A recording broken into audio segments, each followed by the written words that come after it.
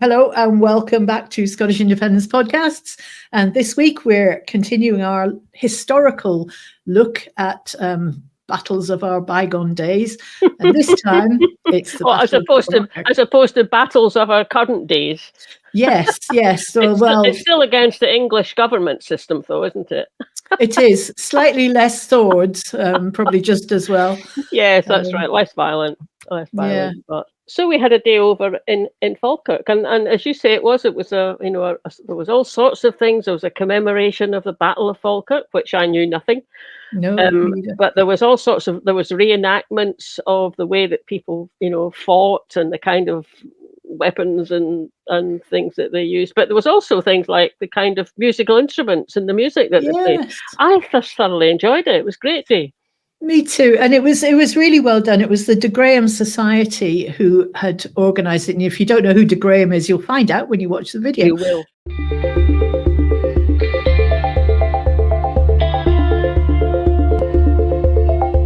Hello again. Where we are is in Calendar Park, just outside of Falkirk, and that memorial stone you can see behind us, it has got a flag there. I don't know if you can see the flag. That's a commemoration to the Battle of Falkirk, yeah. And we've actually spent a very pleasant morning. It was very good. There's lots of fights and mock battles. Yeah, and not me and Marlene. Not us, not actual knights. Yes, actual knights with swords and medieval music and unicorns. And it was really great. There's a lot more to the Battle of Falkirk than we know right now. But we will know by the time we've got the video and the podcast put together. As you probably know, the Battle of Falkirk was a significant defeat for the Scots, and we'll come on to a little bit of why that might have been later on. But the Graeme Society have put together a commemoration of the event, which is full of interest, and what a great way to engage people in our history. Bands, marches, medieval market, battle reenactments, and even a town crier. So despite the sombre occasion, it really was a fantastic family day out. Marlene and I thoroughly enjoyed it. It also prompted us to learn more about this battle, and we'll be sharing details as we go along. Ladies and gentlemen, boys and girls, please remember that other events are taking place near the kirk, including the stocks, the pillory and medieval music. Well, despite the Liverpool accent, of which I'm very, very proud, I was actually born in Ayrshire. My mum was Scottish, my dad was French. The tartan I'm wearing is Thompson Blue, which is my mum's tartan. I am the official town crier for the Royal and Ancient Borough of Lanark. There are only 3, sadly now, town criers in Scotland. There were plenty of us at one time, but the officers sadly died out more or less. The duties of the town crier today, mostly we promote businesses, markets and events like we have here today. In days of old, we would have put you in the stocks, the pillory, we'd have publicly flogged you, and if there was no hangman, we would have hung you as well. The fun side of the job, I'm sad to say, has now long gone. However, having said that, we would also announce when people died. We would also stand in front of the funeral, ringing what they call a mute bell, which was like a cowbell but was a very dull tone, and that's where we get the expression a dead ringer from. We would also hold auctions, so we would auction livestock, furniture. We would announce if something was lost, and if it was found, the town crier got a few bob. If something was found, the town crier would announce that, and he'd get a few bob as well. Now then, please remember this next bit. Different times, different morals. If somebody wanted a divorce, the proper way was to go to court, which was expensive, so provided both parties were in agreement, the wife would be auctioned off and any children would go with the wife. So that's great. So earlier what you were we were making announcements about was what's happening here today, commemorating the Battle of Falkirk. Commemorating the Battle of Falkirk. At 12 o'clock I've actually been given a really great honour. 34 years as a town crier, this is the most important proclamation I've ever made, because I'm doing the remembrance proclamation at the cairn.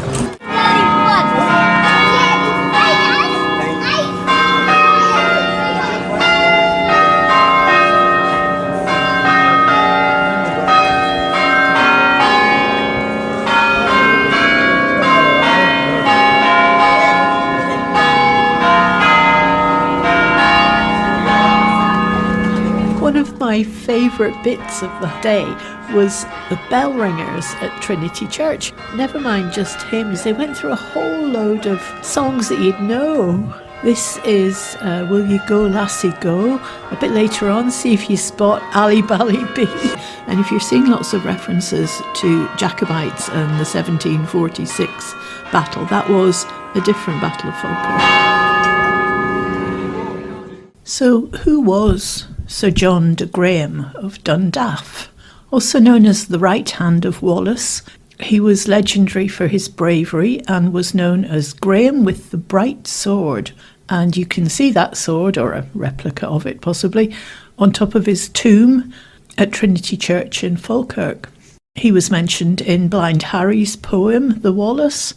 According to ourstoriesfalkirk.com, Wallace, after escaping his English pursuers by swimming the icy River Forth, met Sir John late in 1296. Sir John Graeme was a member of the army led by William Wallace and Andrew Murray at the Battle of Stirling Bridge in September 1297. And he died in Falkirk on July the 22nd, 1298, fighting at Wallace's side during the Battle of Falkirk. It says his armour had not been properly secured at his waist and he was killed by an English knight. William Wallace carried his body to the parish kirk in Falkirk where he was buried. Oh, yeah! Oh, yeah! Oh, yeah! On behalf of all the people of Falkirk and visiting folk from near and far, it is an honour and a privilege to welcome to this special event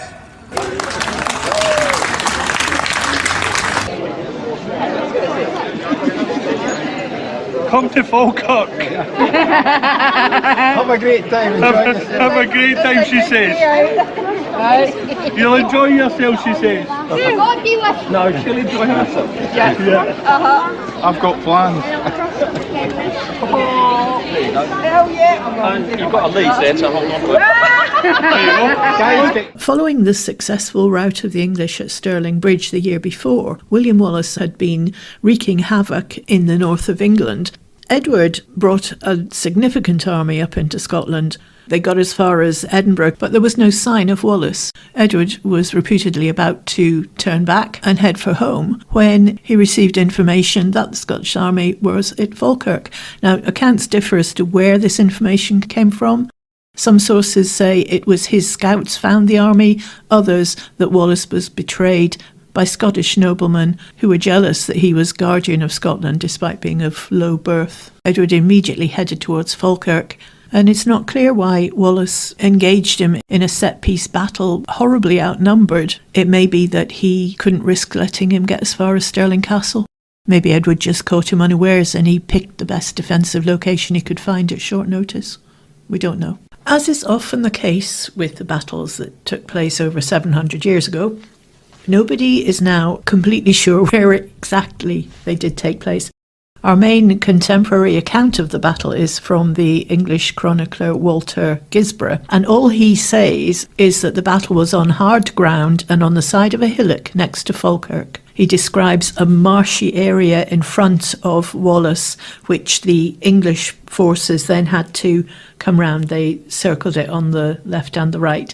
So that's all we know about it. Next to a hill on the plain of Falkirk with a marshy ground in front. 2 sites have been proposed by the Battlefield Trust. The first one, which they say is the more traditional location, is in the centre of town, quite close to where Graveston Station is now. It's completely built over, so there's no chance of finding any evidence to confirm the battle was there. In Victoria Park, there is a memorial supposedly to mark the spot where de Graeme fell in battle. It's quite close to that proposed site. Which came first? Did they pick a site that was close to where they thought the battle was? Or is it there because the legend put it there beforehand? We don't know. Right, let's go. All over the top.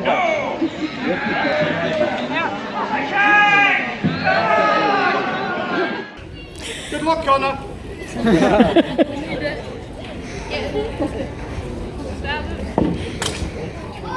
The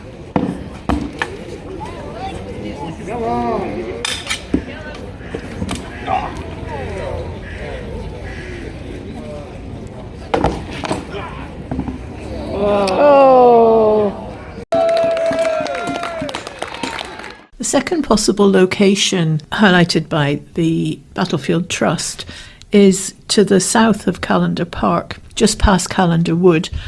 The proposal is that the English forces were the other side of the West Quarter burn. We did go and have a look at the West Quarter burn, and it does certainly seem to fit the description, assuming the burn itself is a marshy area. The sides are quite steep on both sides. If Wallace was between the Callander Wood and the burn, then he's on the side of quite a steep hill. And on the other side of the burn is quite a deep gorge into the burn. So if you were coming at it from the south, you'd have to come down almost a cliff face into the burn. You'd have to go across it, and then you'd have to come up again quite a steep side, the other side, in order to get as far as the open ground in front of the wood. Defensively, it does look like quite a good position, and we'll have a little more about the history of the battle later on. In the intro, Marlene promised us unicorns, so let's go back to our medieval display, learn a little more about unicorns and other fantastic beasts.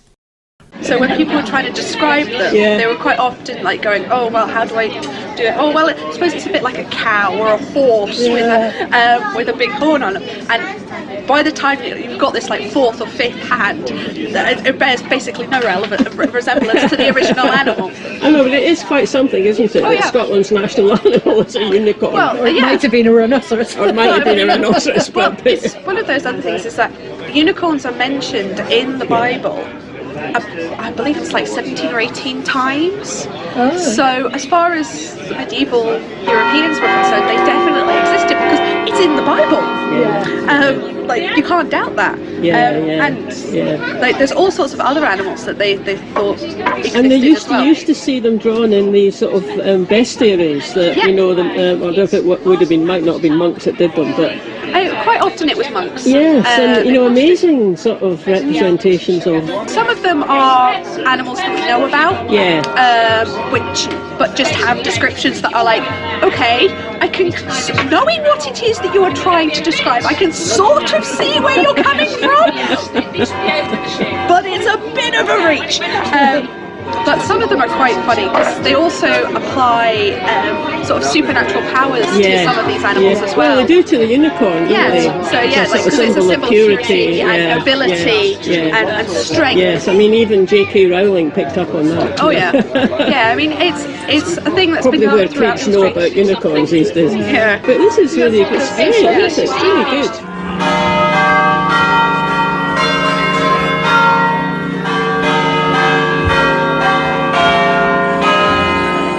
Medieval music, anyone?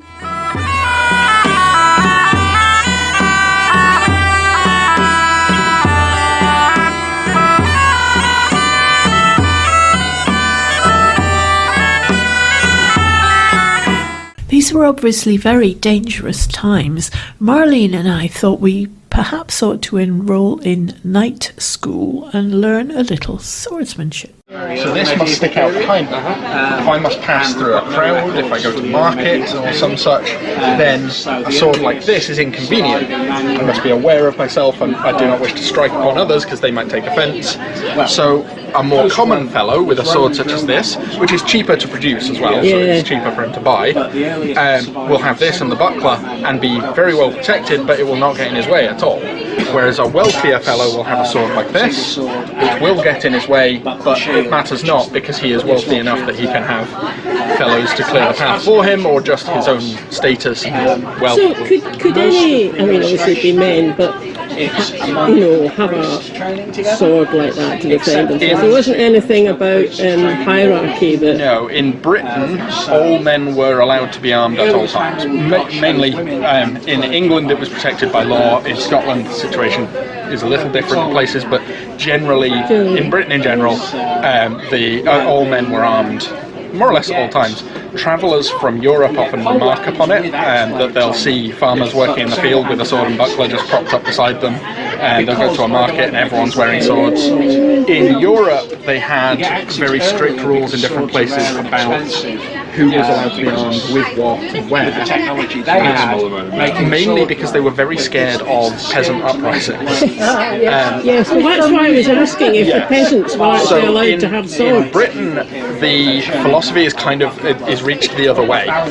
In Britain, we are frequently attacked from the sea without much warning, and so the ability for a village or a town or a county to defend itself whilst the muster happens. Mustering an army takes time.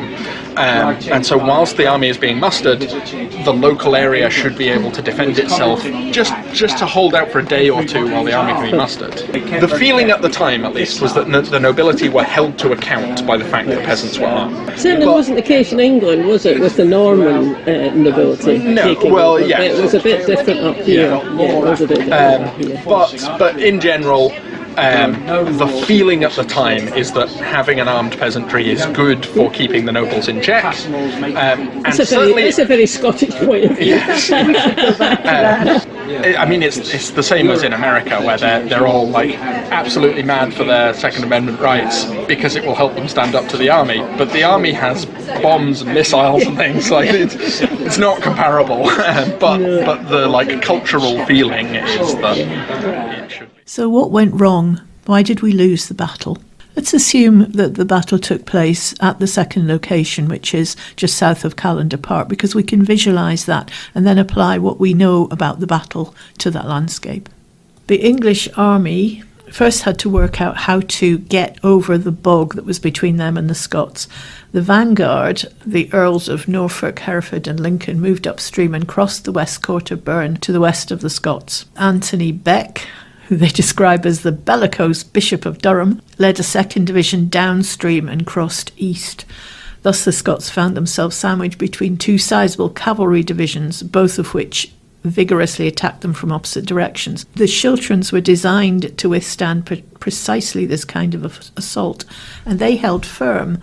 But the Scottish cavalry appears to have panicked and fled almost as soon as the battle was met. In the late 14th century, the Scottish chronicler John Fordun blamed the flight of the Scottish cavalry on the treachery of the Scottish nobility, whose distrust of Wallace's origins led them to abandon him. This accusation was repeated by Walter Bauer in the 1440s. Blind Harry expanded on this further, placing the blame especially on John Comyn, the Red Comyn. But either way, whatever the reason, without cavalry to protect them, the Scottish archers were painfully exposed.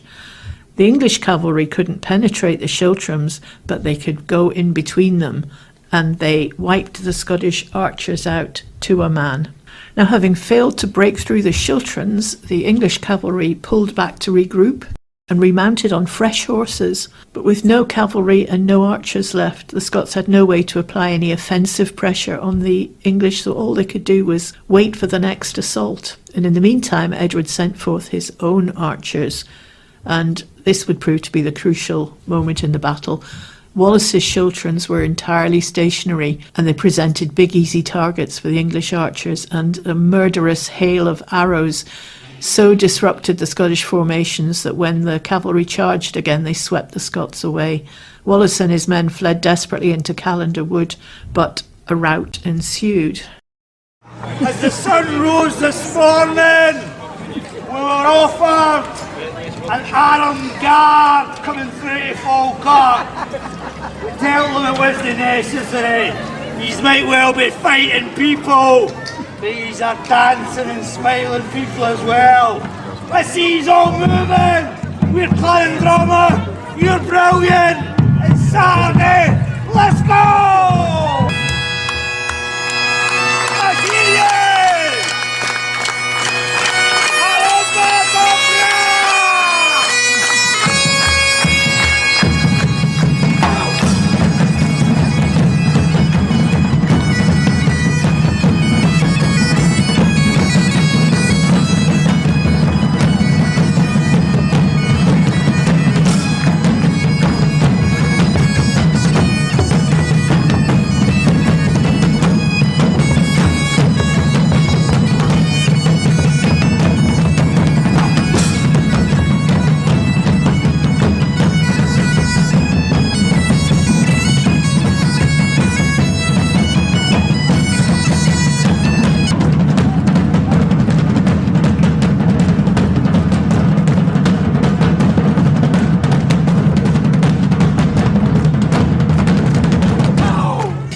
Falkirk was a very serious blow to the Scottish war effort. They would be unable to muster another army to challenge the English in open battle until 1302 and would not dare face an English royal host until Bannockburn.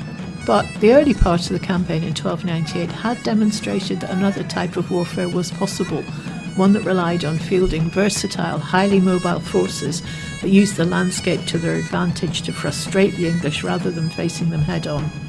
Increasingly, the Scots would rely on these guerrilla tactics, which would bear considerable fruit in the years after 1307, when Bruce took charge of the war effort. And following the defeat at Falkirk, William Wallace resigned his guardianship and was replaced by Robert Bruce and John Comyn as co-guardians.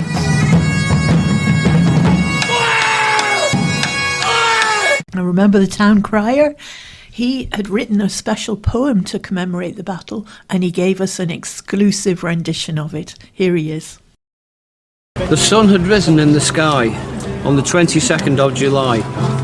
In the year of our Lord, 1298, one man awoke, filled with hate. From the border with his army came, Edward I was his name. The defeat at Stirling Bridge lay heavy on his mind.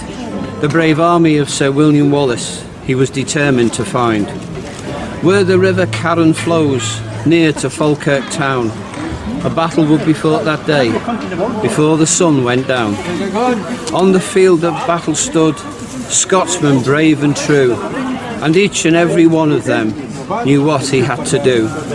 To fight with sword or children, or whatever was to hand, to drive the hated English out of their Scotland. Each and every Scotsman knew the leaders by their name. Sir William Wallace was but one, the other Sir John de Graeme. The heavy horses charged, they came on and on. Men and horses died on the Scottish shields run. There on the field of battle, brave Scotsmen died and bled. For reasons we don't know, the Scottish cavalry fled. Brave Scotsmen showed such courage, but now the die was cast. Without the Scottish cavalry, the hope of victory dashed. Sir William Wallace knelt, his tears fell like falling rain, as he held the lifeless body of his friend Sir John de Graeme. But we who gather here today, remember your brave stand. With bravery and courage, you defended this beautiful land. We do not know the names of those brave men who fought. We stand here today to remember them in thought. So for just a minute, let's put all noise aside and remember those brave men who had the Battle of Falkirk died. Following the ceremony at the cairn where wreaths were laid, there was a parade back to Falkirk town centre with a multitude of pipes and drums and followers, some in costume, and also knights on horseback.